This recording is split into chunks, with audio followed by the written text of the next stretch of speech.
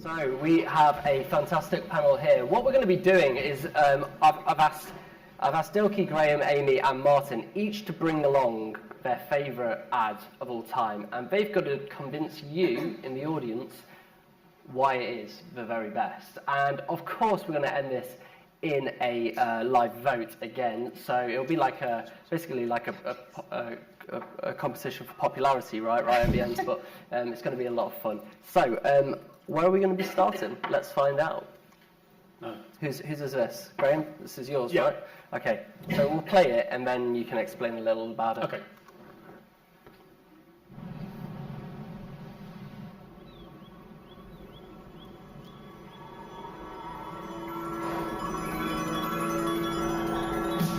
Can you hear me calling out your name?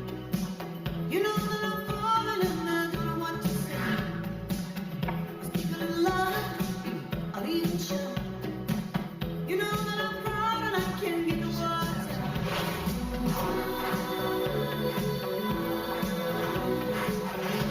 I wanna be with you everywhere.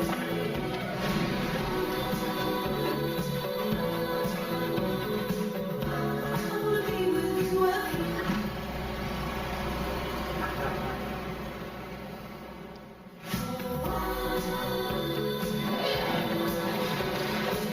I wanna be with you everywhere.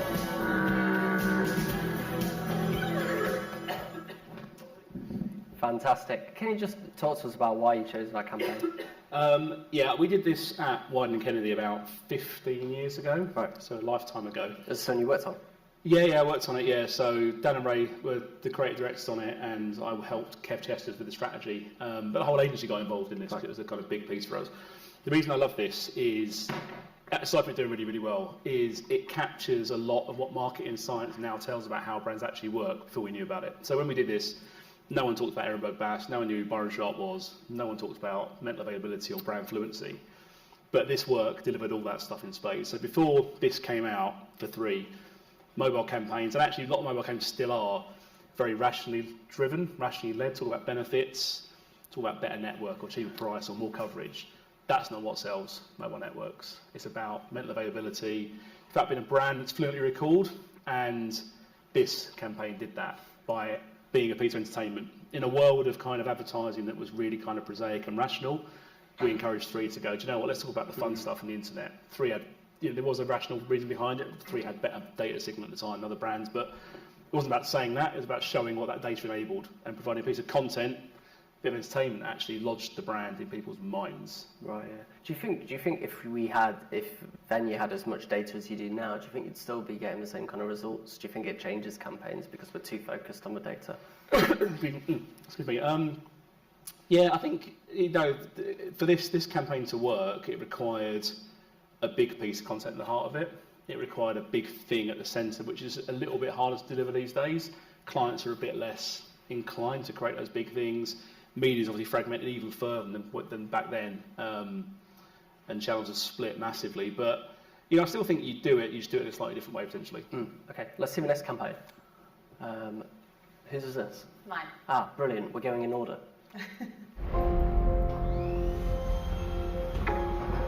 Sit back and relax. It's time for the trailers.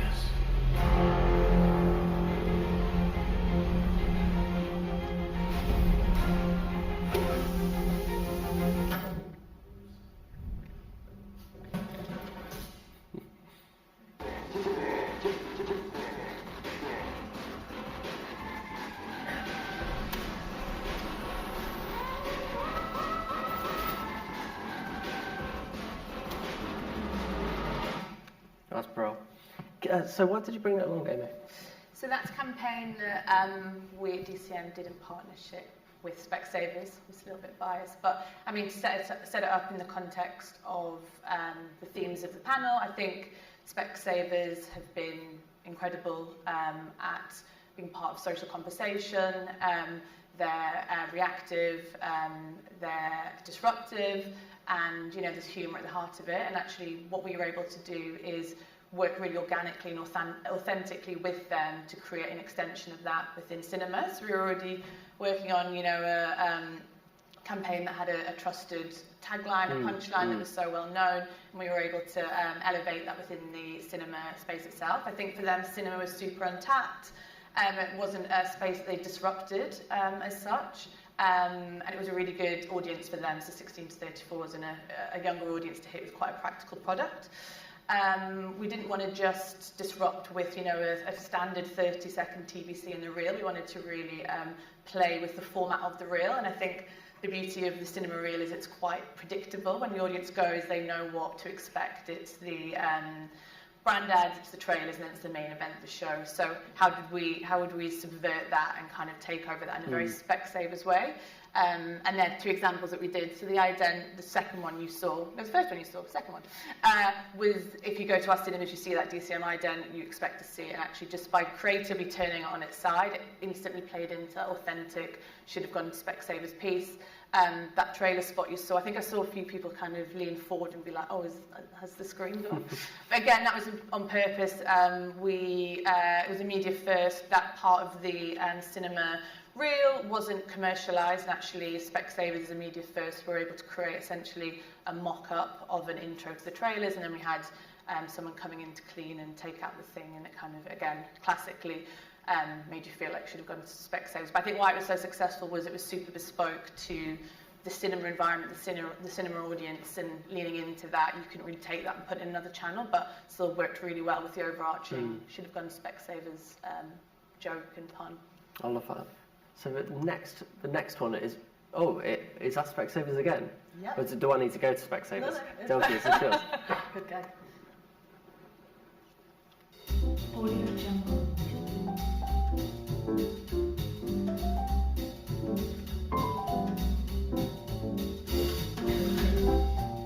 Audio Jungle.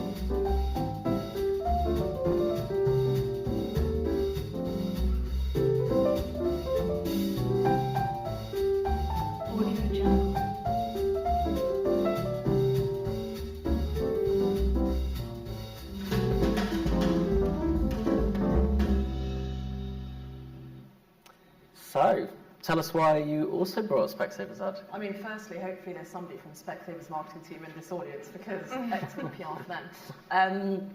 So, as Amy alluded to, Specsavers have had this brand tagline of should have gone to Specsavers for over 20 years now. They kind of set the benchmark for brand consistency, and also have such a strong sense of self in the way that they show up no matter what channel or campaign that they are running. So with that comes the challenge of how do you stay relevant, and how do you make sure that the brand ads that you put out into the universe feel fresh and new. So that was the challenge set to us at Talon and Graeme Visual, our internal creative team. How do we make Specsavers unmissable in the outdoor space? So we essentially took the gag and the tagline and put it from the poster into the real world to really kind of blur those lines between accident and activation. And obviously you've seen what we did. It was one single van in the streets of Edinburgh.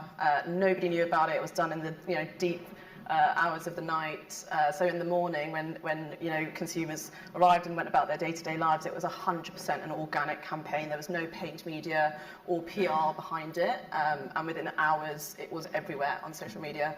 And so much so that it kind of got picked up by, I think it was over 28 different press articles, as well as radio talk shows kind of having a spotlight on it. And it even got a 3-minute stint on This Morning on ITV. So it just goes to show that you don't necessarily need CGI or celebrities or multi-million-pound media plans in order to make kind of your campaign have impact with the right consumer. You just need a really simple idea, a brave advertiser, and something that resonates with consumers and is something that's in the real world, because ultimately that's what any of us are trying to do, right? Create moments that people and consumers want to share and talk about because it feels real to them. And I think it's a testament to Specsavers that we've got 2 people on this panel talking about them, and they've gone on to win Marketing Week's Brand of the Year. So it just goes to show that they're doing an excellent job. We'll definitely dive into that. First, let's watch Martin's.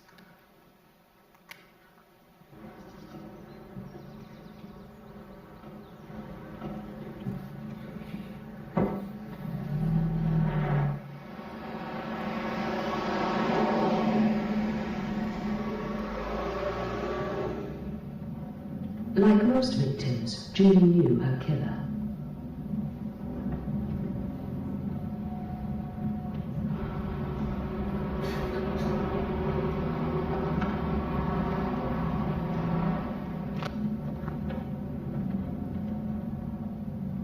It was her son. He was sitting behind her without a seatbelt. After crushing her to death, he sat back down.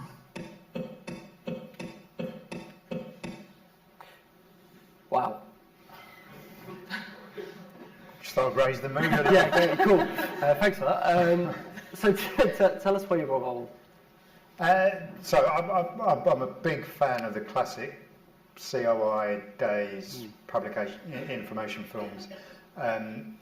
You know, Don't Die of Ignorance and the smoking cessation stuff and all that kind of stuff. I thought the road safety was really interesting because I could kind of shoehorn that into being a campaign because over decades the government needed to take all of us, the whole population, on a journey to treat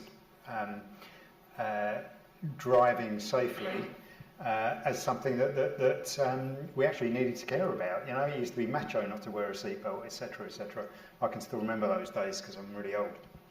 But if you think back to you know, some of those slogans, you know, that think it's 30 for a reason, think once, think twice, think bike, all of that kind of stuff. All of that changed behaviour massively. And I think that's just the perfect film. It's almost kind of Spielberg-like. It draws you in brilliantly, fantastically copywritten. You're emotionally invested in those characters fairly early on. There's a hint of danger, and then there's just this incredible payoff. And just I had nothing to do with this campaign other than I saw it and I wore a seatbelt in the back from that day onwards, and I wouldn't drive off unless my backseat passengers had a seatbelt in the back.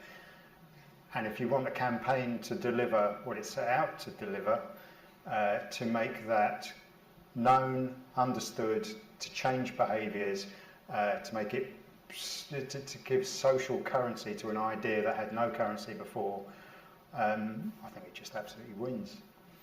So let's talk about these campaigns a little bit. I'd like each of you to pick something from each of us campaigns and talk about what you liked from it. Is that okay? I know I didn't brief you at all. Graeme, I'll start with you, thinking on your feet. What was something from one of those campaigns stood out to you, and why did it stand out? I could talk about both quickly. I think the DFT one, or whatever it was back in the day then, I remember that ad, so I'm probably as old as you, so I do remember it being out there. And I've forgotten about it actually, but it's so powerful, and the old CI work is incredible. So, again, just from a behavioural science point of view, to cut through that sort of message, when you try and communicate that sort of work, I'm pointing at the screen down here, sorry, I mean this sort of work, it's very hard to get somebody to think that thing's going to happen to them. So you have to make it feel personal, otherwise it doesn't cut through, and that does that. It's amazing. Specsaver stuff is, I think, probably the best long-term campaign there is at the moment. I call them creative operating systems. So you've got this idea that actually you've got a big, flexible idea that can be transferred into communications or into behaviour. It's also something that people can fill in for themselves. You can do that work and people know what the payoff is. And again, that is literally built like building plasticity in people's brains. It's wiring brains differently to make you think of Specsavers, and there's no more powerful way of getting brands recalled than doing that. So I think it's an incredible piece of work.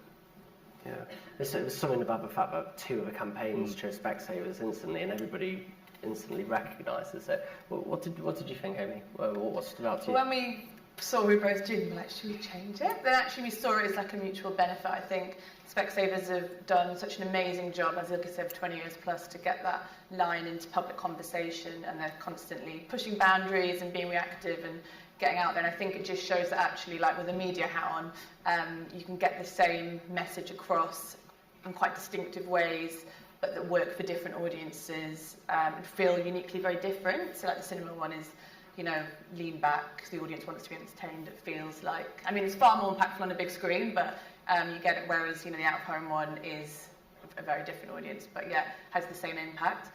I think on Graham's, though, just from a memorability point of view, every time I hear that song, I do think of the advert. Yeah. So I think one small nuance in an ad can create that memorability, and I think small things like the music choice can really have that emotional impact on it. And it always doesn't have to be like, we've got Christmas ad season coming out at the minute, and everyone waits to John Lewis ad, and it's super emotive. But I think you don't always have to feel like heart-wrench emotion to feel something in an ad. I think the music can make you feel a certain way, or obviously your ad, Martin, makes you feel like gut-wrenching in a scary way. But yeah, it's the emotional tweak you can get to make it feel impactful.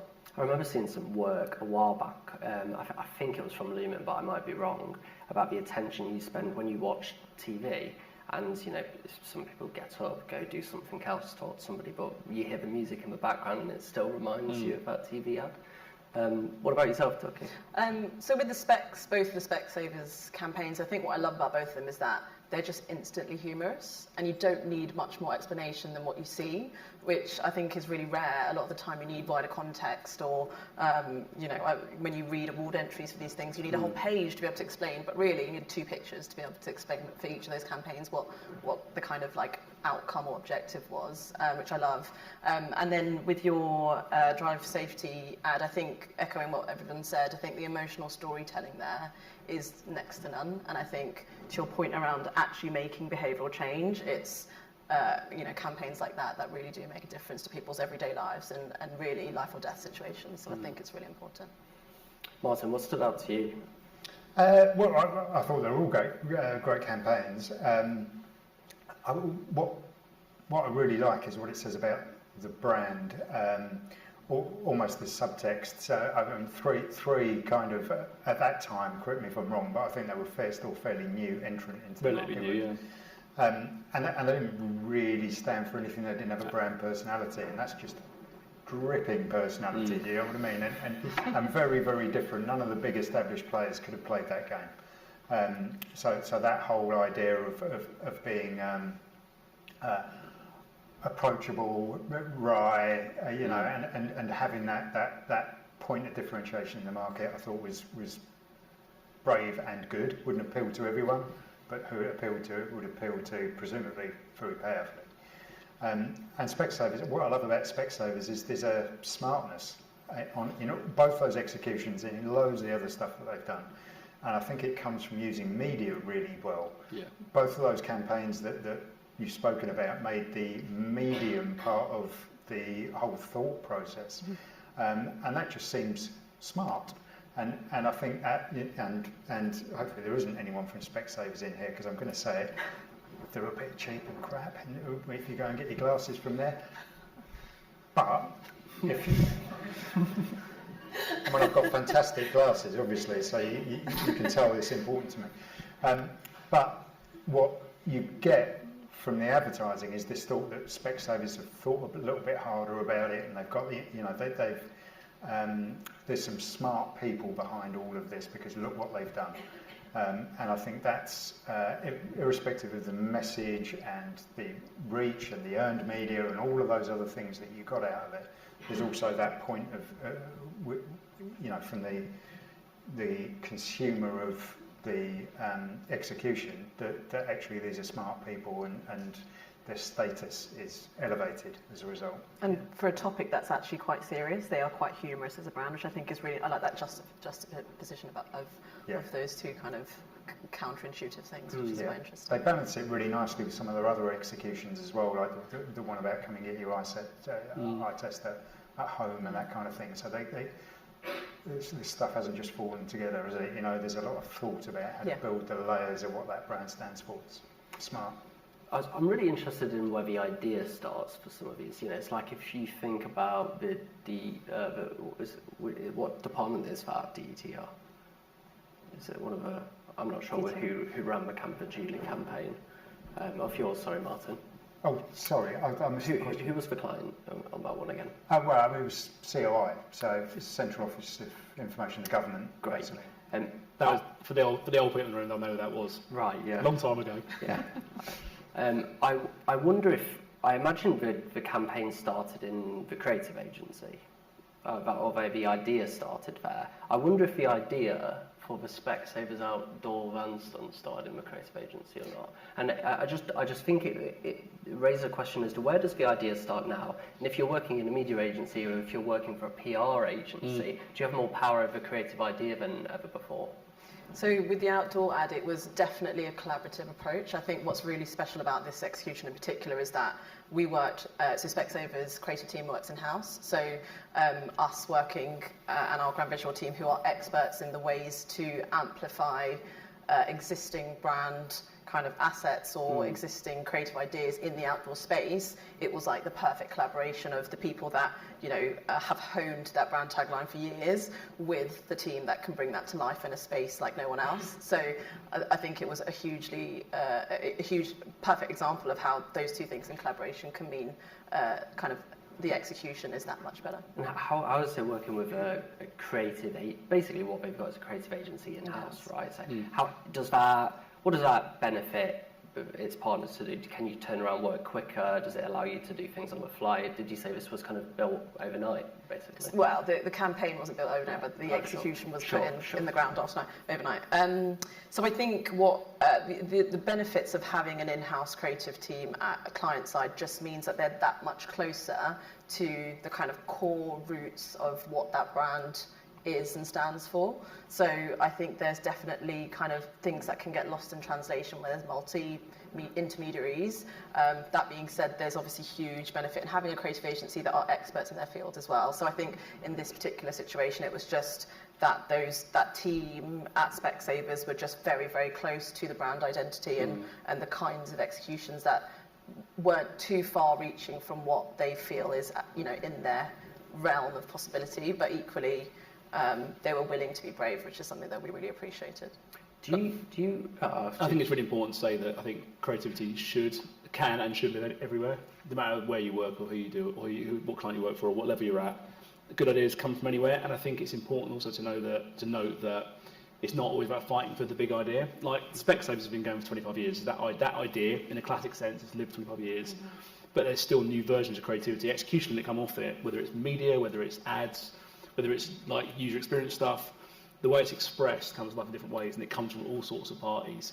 And I think, you know, agencies often fight about where the idea comes from, and that shouldn't be the conversation. It should be how can you either take an idea and make it better, or change it, or understand how you can use media in different ways to bring that to life. And media now has changed so much that if you can't be creative in the landscape we've got, you might as well give up.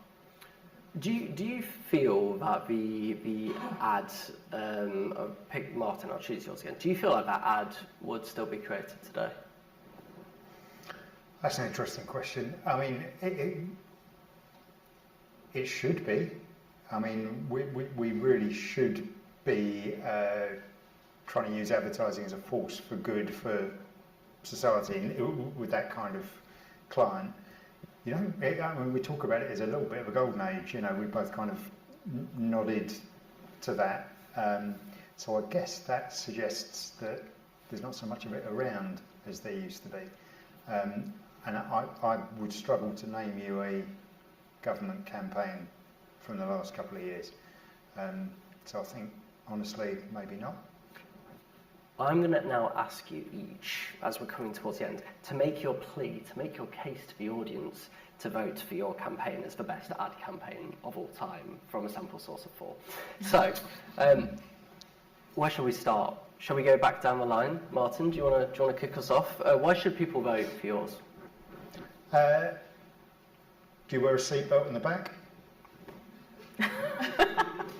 No one did before that. There was an immediate 11% drop in fatalities for people belting up in the back. The ad was taken to several European countries, Australia. I think it was reshot for Libya, which I think is a testament to the power of the idea and the power of the outcome. Brilliant. So with the outdoor specs ad, I would say the reasons why it's brilliant is just because it's instantly hilarious. You don't need any context to understand what's happening there. It's perfectly believable to a consumer. And also, they, as a result of that campaign, they increased their brand awareness by 3 percentage points, which for a brand that has an existing brand awareness of 80 to 90%, it's an incredibly difficult task to push that any higher. So hopefully that brings to life why this campaign was particularly brilliant. Thank you. Yeah, I think for Specsavers Cinema one, I think cinema was previously very much an untapped environment for them, and actually, to Graeme's point, as what he was saying before, was actually how do we rejuvenate? I think we were able to rejuvenate, essentially, they should have gone Specsavers brand tagline in a unique cinema environment, and that cinema audience are going there to be entertained. They want the ads to represent that as well, and I think, you know, people sat forward and they saw that, and yeah, the blunders felt perfect for that unique cinema environment. Mm-hmm. It's actually 2 blunders, isn't it? That's exactly what it is. Bro. Mobile, it's really hard. Mobile phone companies are basically selling wobbly air. That's it. You're selling wobbly air. You can't see it, you can't touch it, you can't feel it, but it's there. It's really important. Before that, people talked about how cheap it was, how fast it was. It's all bullshit. But you just need to lodge in people's brains. This campaign not only changed the way mobile phone networks communicated, but changed the way communication was seen, full stop. Also, it's a bit more component with Fleetwood Mac. So. Perfect. And now it's time to vote. So, we're going to be spotlighting this campaign again in the Media Leader to show exactly the kinds of ads that people in the media industry love. I might just do it live again just for a bit of fun. So let's see. Oh, right, so the Specsavers outdoor van stunt has taken an early lead. It's been the Department of Environment, Transport and Regions. Is it the department or is it the COI? I think I might have got the client wrong. Anyway, that's taken the lead now. Specsavers, why do I sound like somebody who's judging the horse racing? Fantastic. We've got 63, 65 votes, and I think there's about 80 in the room. So I think we're close to being done. I think Martin's won. Yeah. It looks like Martin, you've taken a biscuit. Please give everybody a big round of applause.